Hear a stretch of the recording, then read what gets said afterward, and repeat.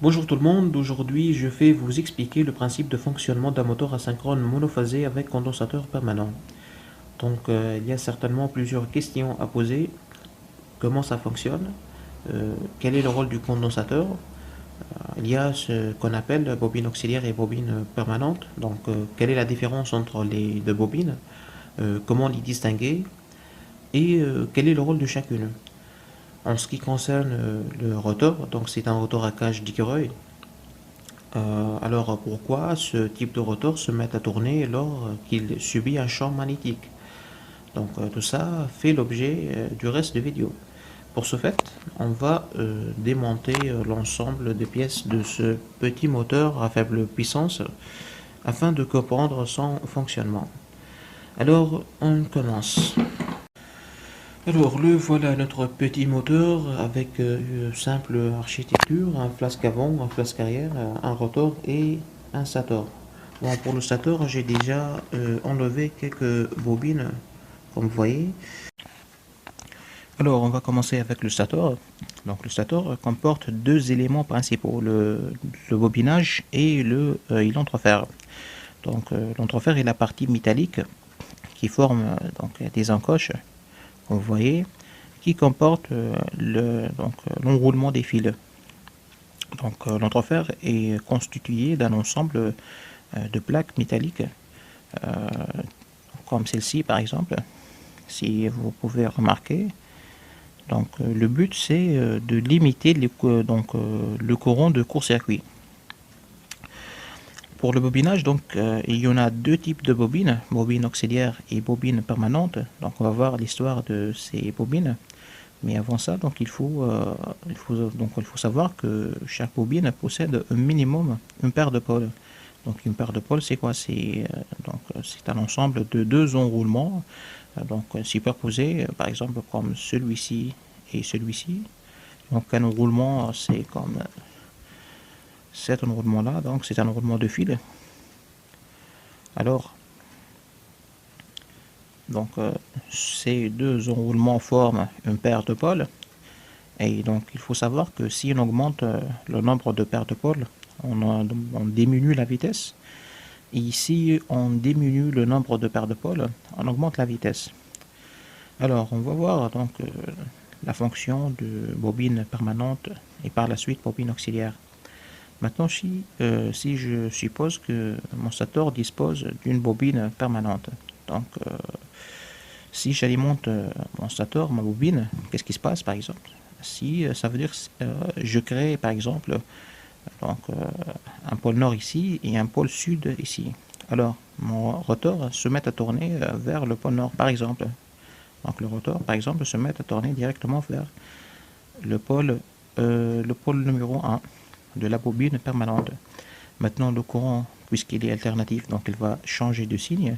Alors le pôle nord qui était là devient là et le pôle sud devient là. Donc le rotor lui-même se met à tourner vers le deuxième pôle nord, donc vers le deuxième pôle.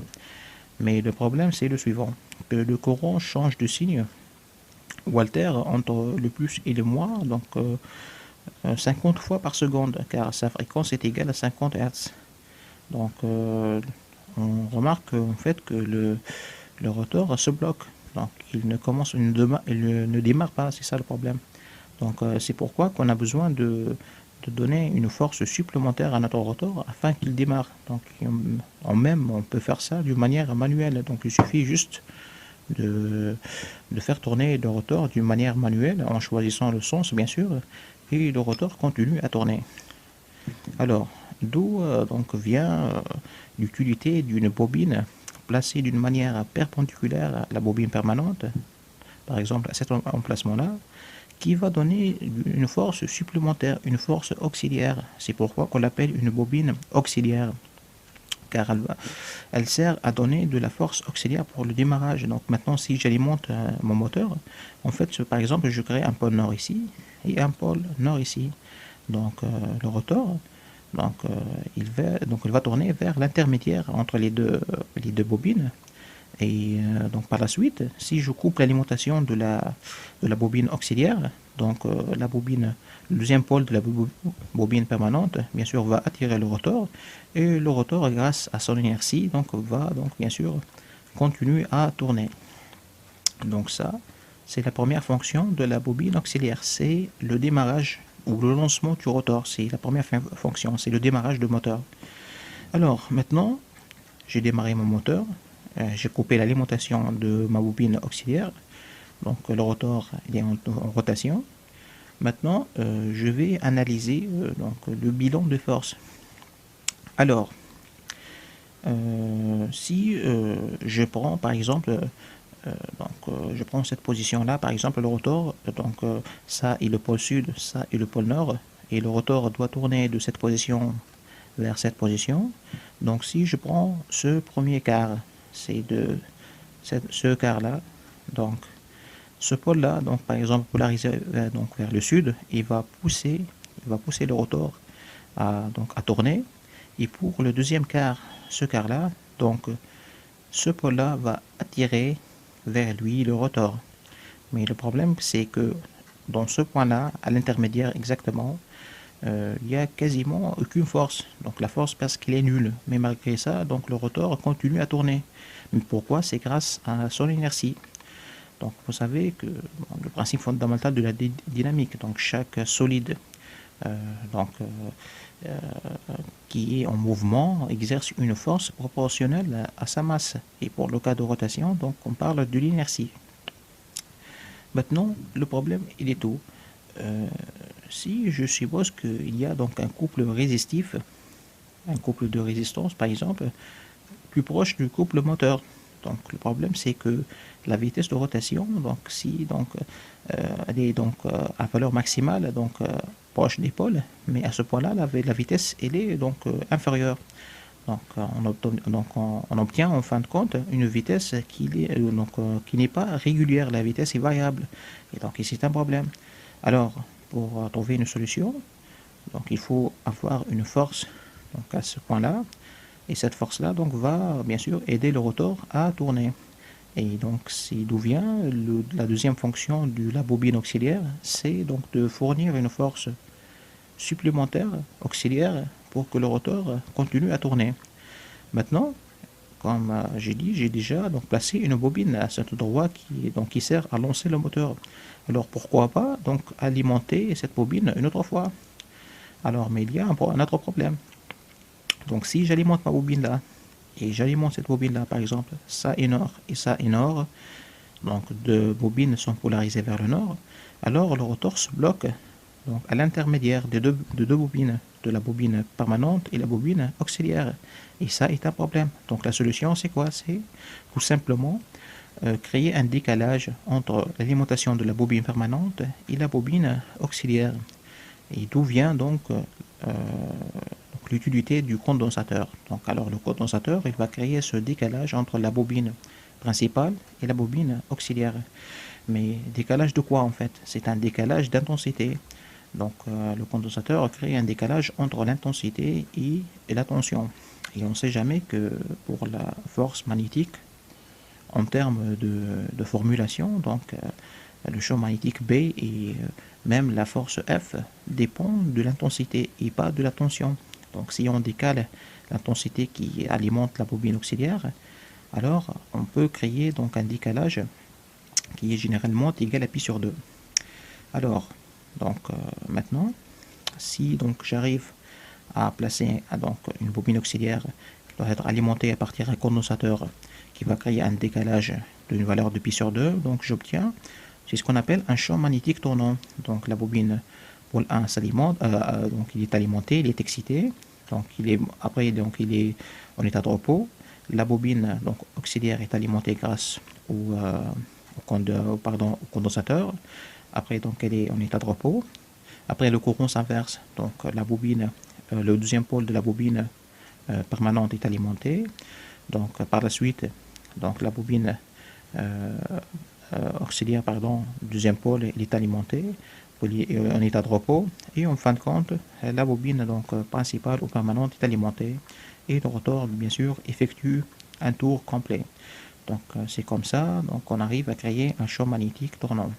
Et donc en conclusion, le rôle de la bobine permanente, c'est bien sûr c'est créer la force magnétique nécessaire afin de faire tourner le rotor. Et le rôle de la bobine auxiliaire, ce sont deux fonctions. Lancer le moteur pour les applications où on n'a pas donc un couple de résistance très important, par exemple un réfrigérateur. Si vous remarquez pour votre réfrigérateur, le compresseur hermétique qui fait fonctionner votre réfrigérateur, son moteur, donc c'est un moteur monophasé, donc avec phase permanente et auxiliaire, mais sans condensateur, car il n'a pas besoin donc d'une force très importante pour son fonctionnement en état normal. Mais pour certaines applications où le couple résistant, donc la résistance est très grande, alors on a besoin d'un condensateur qui va servir à donner de l'énergie supplémentaire pour faire tourner le rotor. Donc la bobine auxiliaire sert à lancer le moteur, ça d'une part. Deuxième part, c'est fournir une force supplémentaire et créer un champ magnétique tournant afin de faire tourner le rotor. Et donc le rôle du condensateur, c'est créer ce décalage donc, entre l'alimentation de la bobine permanente et auxiliaire. Et deuxième chose, bien sûr, c'est fournir de la tension, de l'énergie, de l'ampérage donc à la bobine auxiliaire, pardon, afin de, bien sûr, qu'elle arrive à donc, créer sa force magnétique. Maintenant, il y a une question qui se pose. Quelle est la différence entre donc un condensateur permanent et un condensateur de démarrage? Donc, il faut savoir que le condensateur permanent ne peut pas fournir donc, une quantité d'énergie donc, grande. Donc, il y a donc, ce qu'on appelle une corrélation. On dit que pour 14 microfarads, elle puisse fournir juste un seul ampère. Donc pour un moteur par exemple qui fonctionne avec une intensité de par exemple 4 ampères, donc vous faites le calcul, 14 multiplié par 4, donc ça fait bon, 56 microfarads, mais le problème c'est que pour les condensateurs permanents, donc on ne peut pas trouver des condensateurs qui puissent qui arriver à ces valeurs. Donc généralement les condensateurs permanents donc, ne dépassent pas les 30 à 40 microfarads, tandis que les condensateurs de démarrage donc, peut dépasser ces valeurs-là. Mais l'inconvénient des condensateurs de démarrage, c'est que ces types de condensateurs ne peuvent pas fonctionner donc au-delà de 5 secondes. Donc si ces condensateurs dépassent les 5 secondes, donc on risque d'endommager les condensateurs. Donc pour cela, il faut utiliser d'autres composants électriques de démarrage, tels que les relais d'intensité, les relais de tension, des coupleurs centrifuges, etc. Donc afin de couper l'alimentation de condensateurs après donc une certaine durée. Alors on est arrivé à la fin de notre vidéo, donc on va voir dans une prochaine vidéo la simulation du comportement des bobines auxiliaires et permanentes à partir des courbes d'intensité, de l'intensité qui circule dans la bobine permanente et auxiliaire. Donc on va voir dans une autre vidéo, on va expliquer pourquoi le rotor, donc ce rotor c'est un rotor à cage d'écureuil, c'est un conducteur en fait. Donc pourquoi ce type de rotor se met à tourner donc lors qu'il subit un champ magnétique tournant. Donc on va expliquer pourquoi. Et finalement, on va voir dans une autre vidéo donc le câblage de notre moteur, comment identifier les bobines permanentes et auxiliaires dans votre moteur et comment vous arrivez à câbler votre moteur sur un réseau monophasé. Donc j'espère que vous trouvez du plus dans ces vidéos et à bientôt.